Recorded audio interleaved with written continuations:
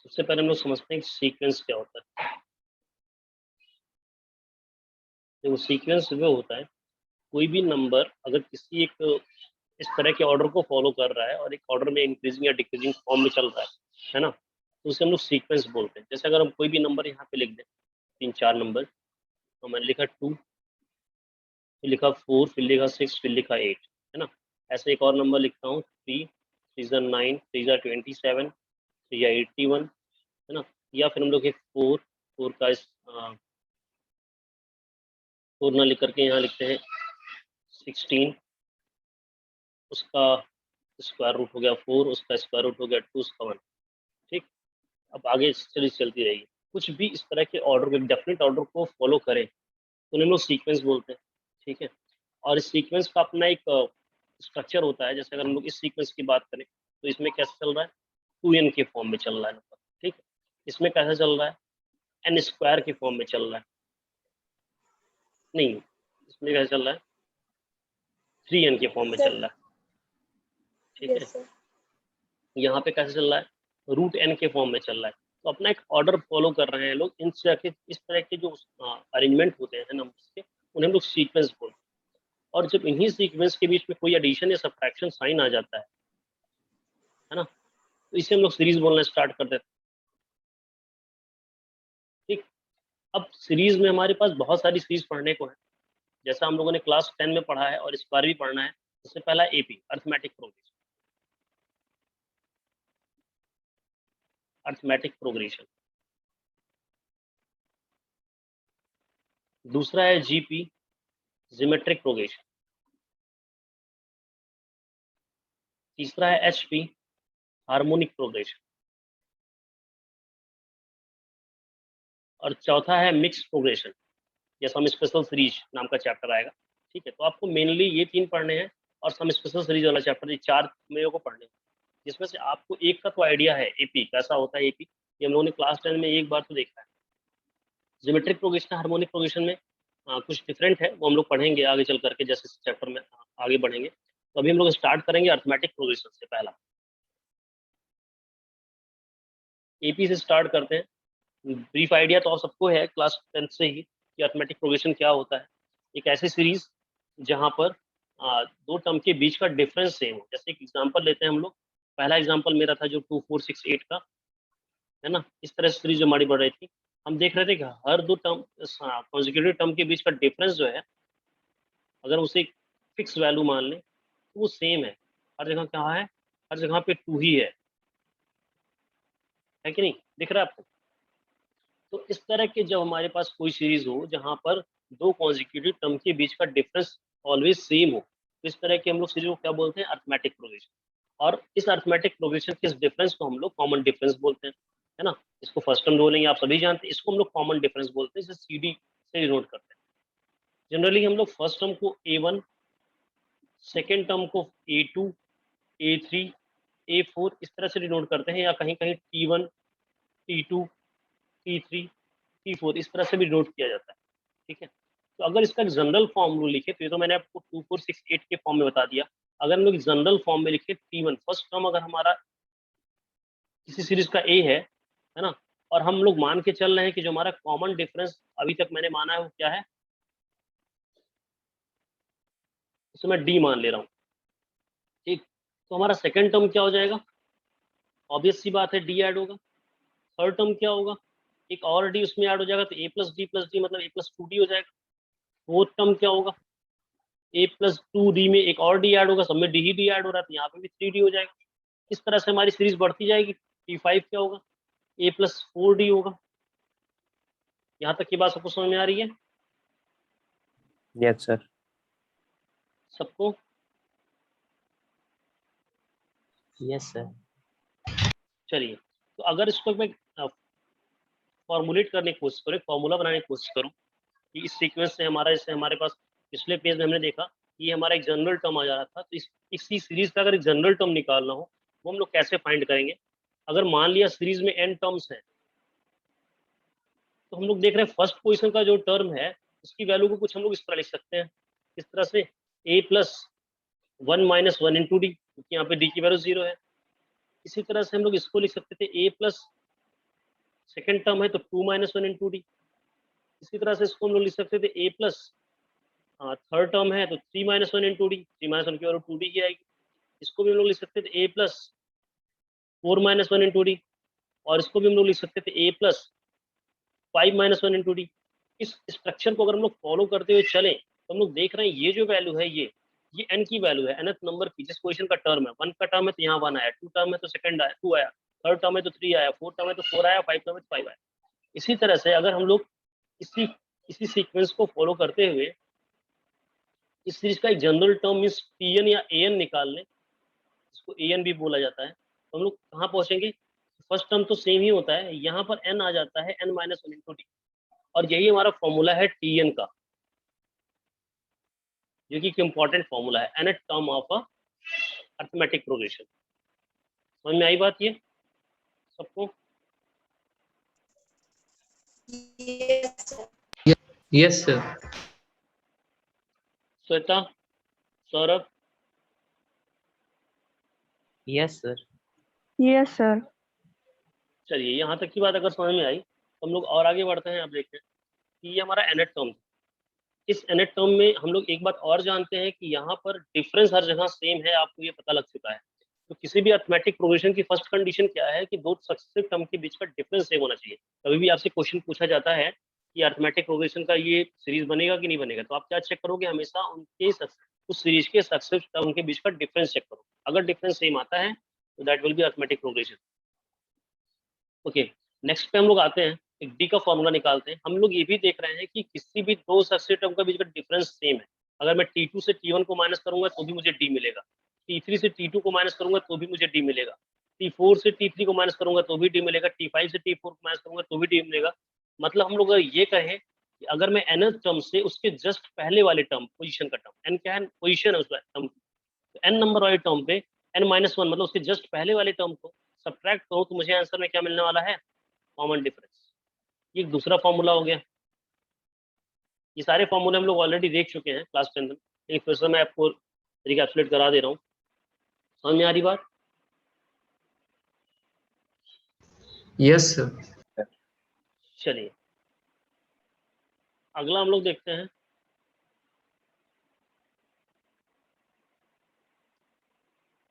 nth term from last. इसी series का nth term last से क्या होगा? अब nth term from the last हम लोग कैसे अभी देखे थे कि अगर हमारे पास कोई सीरीज इस तरह से है, ए प्लस डी, अगला है ए प्लस 2d, फिर है ए प्लस 3d, और इसी सीक्वेंस के साथ लास्ट टर्म हमारा जो है वो है A plus n - 1 into D, है ना? तो अगर इसमें अभी हम लोग फर्स्ट से पूछा जाए कि पहले से आप पीछे देख के आए हो कि nth term from the beginning, आपसे किसी सीरीज का पूछा गया सेवेंथ टर्म क्या होगा, T7, आपने कह दिया ए प्लस 6d होगा। सीधे क्यों? क्योंकि ए प्लस 7 - 1 इंटू डी। लेकिन अब हम लोगों को लास्ट से पूछा जा रहा है, फर्स्ट से नहीं, तो हम लोग कैसे निकालेंगे? हम लोग अगर मान लेते हैं कि इस पूरे nth टर्म को इस सीरीज में लास्ट टर्म की जो वैल्यू है, जैसे फर्स्ट टर्म को हम लोगों ने ए से डिनोट किया था, तो लास्ट टर्म को मैं डिनोट कर रहा हूँ इस समय एल से, ठीक। और अगर आप जान रहे हो कि इधर से इधर हम लोग बढ़ रहे थे तो प्लस डी हो रहा था, तो जब इधर से इधर बढ़ेंगे तो कैसा होगा? माइनस डी हो जाएगा, तो कॉमन डिफरेंस हमारा माइनस डी आएगा। तो फिर सेम फॉर्मूला लगाते हुए Tn का क्या लगेगा? ए प्लस n - 1 इंटू डी होता है फॉर्मूला हमारा। ए क्या है यहाँ पे? एल है, प्लस n - 1, और डी अब हमारा कैसा हो गया? माइनस डी हो गया। तो Tn हमारा क्या निकल करके आएगा? एल प्लस, सॉरी प्लस नहीं, ये माइनस डी वाला माइनस यहाँ पे, और n - 1 इंटू डी। तो ये हमारा फॉर्मूला हो गया nth term from the last का, Tn फ्रॉम द लास्ट। अगर आपसे कोई पूछता है कि सीरीज का 8वां टर्म इंड से क्या होगा, तो आप ये वाला फॉर्मूला यूज कर सकते हो। बात समझ में आ रही है? Yes sir. सबको यस समझ में सर। आया? अच्छा, अब हम लोग आगे बढ़ते हैं, और ये सब बेसिक्स हम लोगों ने देखे इसके। ठीक है दोस्तों,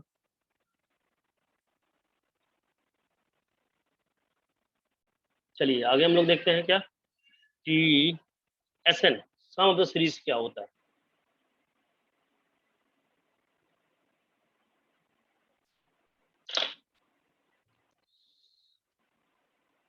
सम of n terms in an AP।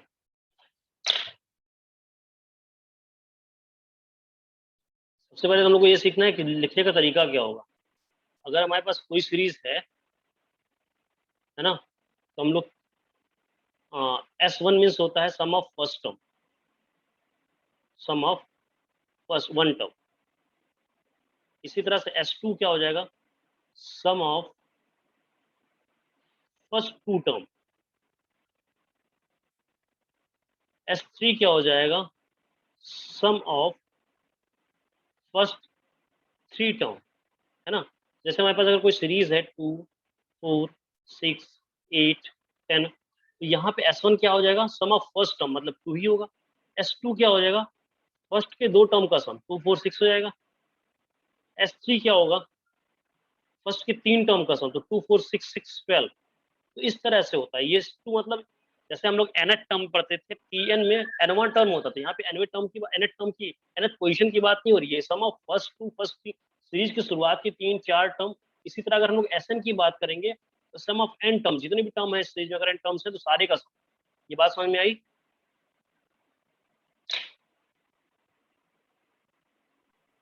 Yes sir. बोलो, सबको समझ में आ रही बात? Yes sir. यस चलिए, सर। यस इसके बाद हम लोग अब इसका फॉर्मूला देखते हैं क्या होगा।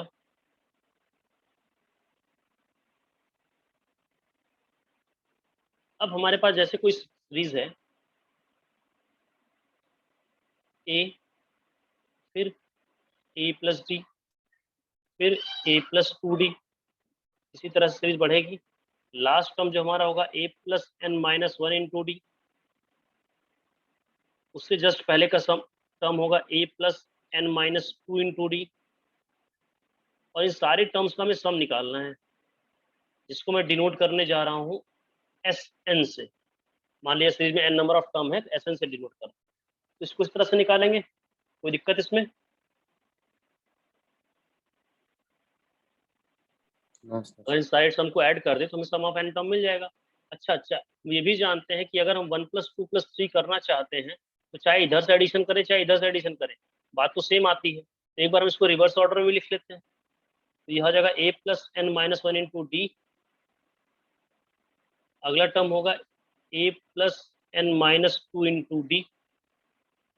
सबसे लास्ट में हमारे पास A आएगा, उससे जस्ट पहले A प्लस डी आएगा, और उससे जस्ट पहले A प्लस 2D आएगा। क्लियर है बात? Yes sir. और अगर मैं इन दोनों टर्म्स को ऐड कर दूं, देखो Sn और Sn कितना हो जाएगा, 2 टाइम्स ऑफ Sn।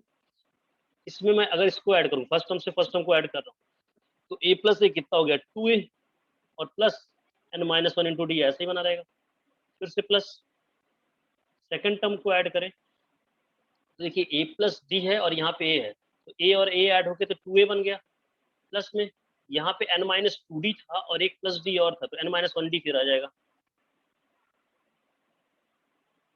इसी तरह से ऐड होता जाएगा। सबसे लास्ट टर्म में देखिए फिर क्या बनेगा, A प्लस ए 2A और n, sorry 2A plus n minus 1 into D, सबसे लास्ट टर्म होगा। सेकंड लास्ट टर्म हमारे पास फिर देखिए A में A ऐड होगा, 2A बिल्कुल इसी तरह का सेकंड लास्ट टर्म भी जैसे इसमें ऐड किया, और फिर से हमारे पास आएगा A plus 2A plus n minus 1 into D. इस तरह से हमारे सारे टर्म्स यही रिपीट हो रहे हैं। हम लोग कह सकते हैं कि 2Sn इज इक्वल टू, कितने नंबर ऑफ टाइम्स है, n टाइम्स है, तो n इंटू, और क्या मिल रहा है अंदर में, 2A plus n minus 1 into D. ये n टाइम्स आ गया, और हमें Sn की वैल्यू चाहिए, तो Sn इज इक्वल टू कितना जाएगा, 2 इधर जाएगा तो हो जाएगा n/2, और हो जाएगा 2A plus n minus 1 into D, और यही हमारा होता है फॉर्मूला।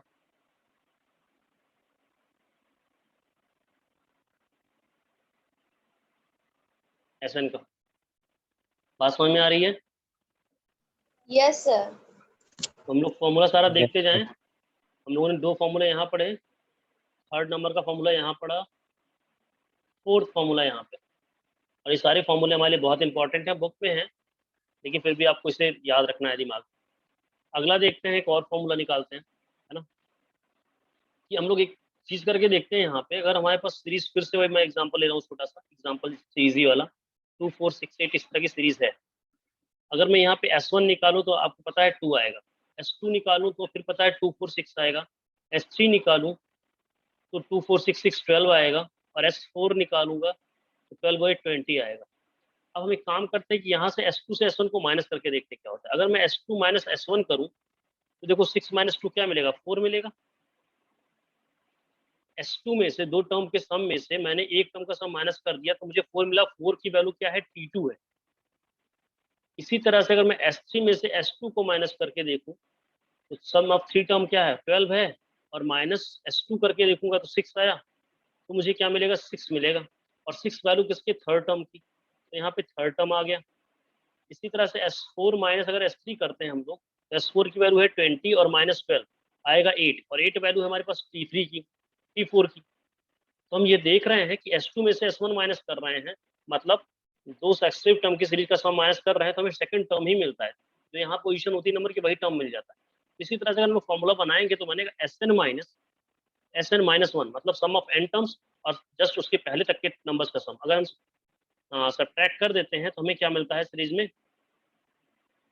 TN, nth टर्म मिल जाता है। और ये हमारा फॉर्मूला नंबर 5 हो गया। सर ये बात वाला समझ में आ रही, फॉर्मूला कम समझ आया। क्या हुआ, सर ये क्या हुआ वाला अर्चना? नहीं समझ आया।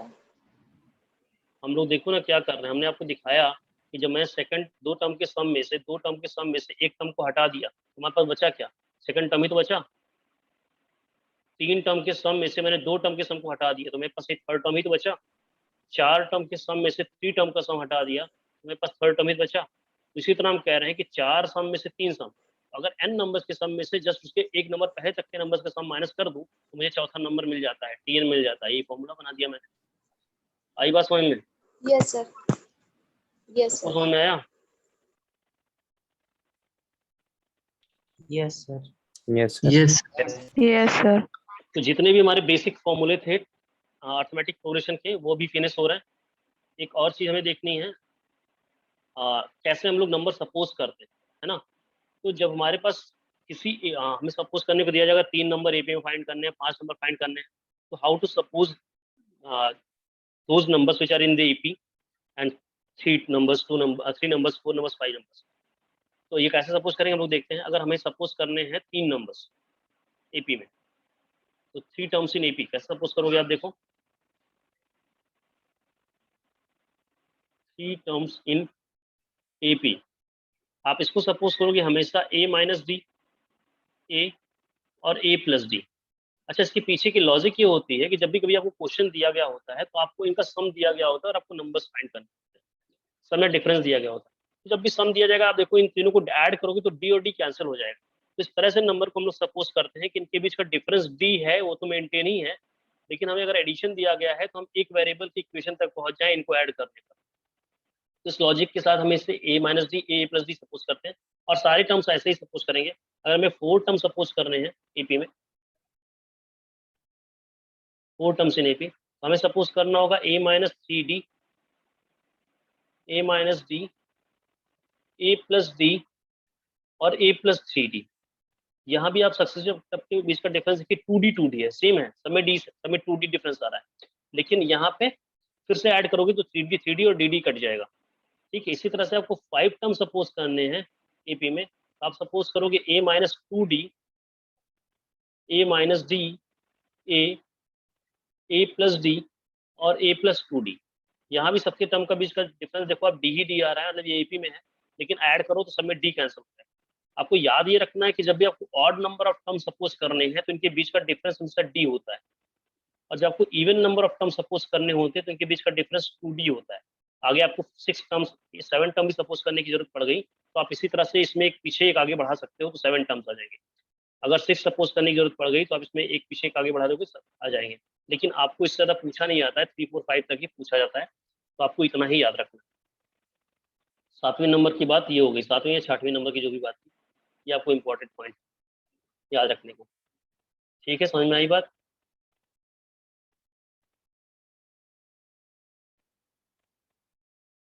बोलो बेटा, समझ में आई? औजा, Shubham, Sachin, yes sir. Sir एक बार फिर से बता दीजिए। Yes sir. हमने यही कहा कि जब भी आपको odd number of term suppose करने होंगे तो आप इन्हीं 3 जनरल टर्म को लोगे, a minus D, A plus D, है ना। और जब इवन नंबर ऑफ टर्म लेने होंगे इसमें दो का डिफरेंस है कि इस तरह से लोगे, इसको आपको याद करना होगा दिमाग, ठीक है। कल हम लोग जब क्वेश्चन करेंगे तो इस बारे में क्वेश्चन भी करेंगे, कैसे इसके क्वेश्चन निकाल, ठीक है। और जब फिर 5 नंबर टर्म सपोज करने होंगे तो इसी में से एक पीछे बढ़ा दो, एक आगे बढ़ा दो, 5 नंबर्स आ जाएंगे। एक डी पीछे बढ़ाया तो माइनस 2d आया, एक डी आगे बढ़ाया तो प्लस, आपको 2 ही याद करने हैं मेनली। 5 करना है तो आपको एक इधर पीछे एक आगे बढ़ा दो तो आपके 5 टर्म्स आ जाएंगे। समझ रहे हो आप सचिन? Yes sir. ठीक है। एक और चीज होती है अर्थमेटिक मीन, जिसे हम लोग एम लिखते हैं और बोलते क्या है, अर्थमेटिक मीन। अर्थमेटिक मीन क्या होता है? वैसे मीन हम लोग पहले ही पढ़ चुके हैं, sum of the observation divide by number of observation. वही फॉर्मूला यहाँ भी लगेगा कि अगर हमारे पास ए बी सी ये 3 number, if a b c are in AP, ये एपी में है, तो हमेशा क्या मिलता है, b is equal to a plus C by 2, ये होता है। और इस b को हम लोग क्या बोलते हैं, अर्थमेटिक मीन। बात समझ में आ रही है? Yes sir. b is equal to a plus, ये तो Yes, कॉन्सेप्ट नंबर 7 हो गया। इसको भी याद रखना है कि एबीसी अगर एपी में है तो मिडिल वाला जो नंबर हमारा होता है ये अर्थमेटिक मीन होता है ना। और इसे b को ही अर्थमेटिक मीन बोलते हैं, उसकी वैल्यू कितनी होती है, A plus B plus C by 2। समझ गए? Yes sir. तो मुझे लगता नहीं कि इस चैप्टर में कोई और थ्योरी बची हुई है। हाँ, थ्योरी के पार्ट से हम लोग लगभग खत्म कर चुके हैं। पहला एक्सरसाइज, चैप्टर नहीं, पहली एक्सरसाइज, मतलब जो आपका अर्थमेटिक मीन का प्रॉब्लम है, तो आप इसकी प्रैक्टिस करो। क्लास 10 में आप पढ़े हुए इसको, तो बहुत ज़्यादा इसमें दिक्कत नहीं होनी चाहिए। हाँ, ये वाली चीज़ें आर डी शर्मा में नहीं, ये जो मैंने अभी जैसे प्रीवियस स्लाइड बताई है और ये अर्थमेटिक मीन वाली, तो इन दोनों पे आपको विशेष ध्यान देना है। बाकी ऐसा कुछ भी नहीं जो आप पीछे पढ़े नहीं, जो एनसीईआरटी में भी थी और हर बुक में, लेकिन ये वाली चीज़ें एनसीईआरटी में नहीं थी, इसलिए आपको लास्ट के दोनों चीज़ों पे ज़्यादा फोकस करना है। बाकी सारी चीज़ें आपको पहले से आती हैं एज यूजुअल। हाँ, 10th और 11th के लेवल में डिफरेंस इतना है कि क्वेश्चन का स्टैंडर्ड जो है थोड़ा बढ़ गया है।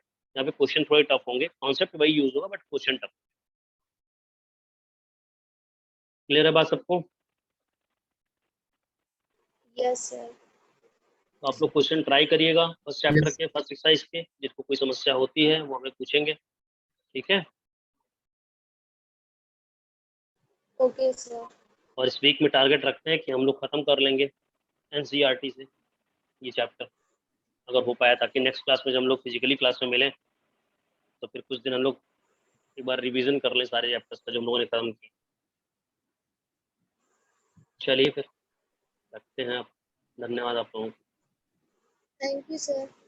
Thank you. Thank you sir. Thank अरे you, एक sir. मिनट एक मिनट एक मिनट एक Thank मिनट, you, Saurabh sir. Yadav and Shweta, if you are feeling convenient then please switch on your video one time, क्योंकि अभी तक हमने देखा ही नहीं, उनके बच्चों को पढ़ाते, पहचान तो जाए एक बार क्लास में मिलो, जाने तो हमारे स्कूल के बच्चे हैं कि कौन। अगर कोई कंफर्टेबल हो वीडियो ऑन करने में तो पॉसिबल है। नया तो और कोई है नहीं, बाकी तो सब मैं सबको जानता हूँ, रितेश और अनमोल, सचिन, सबम, आसजा, सब पुराने। क्यों सौरभ, वीडियो ऑन करने में कोई प्रॉब्लम? No sir. हाँ, तो एक बार वीडियो ऑन करना, एक बार तुम्हारा देख सुनो मैं किसको पढ़ा रहा हूँ इतने दिनों से।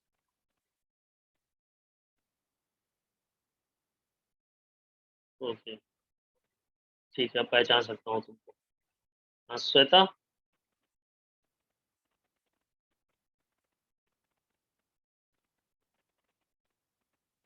ओके ठीक है। चलिए फिर आप लोग, अब हम लोग मिलेंगे हो सकता है मोस्ट प्रोबेबली मंडे से क्लास में।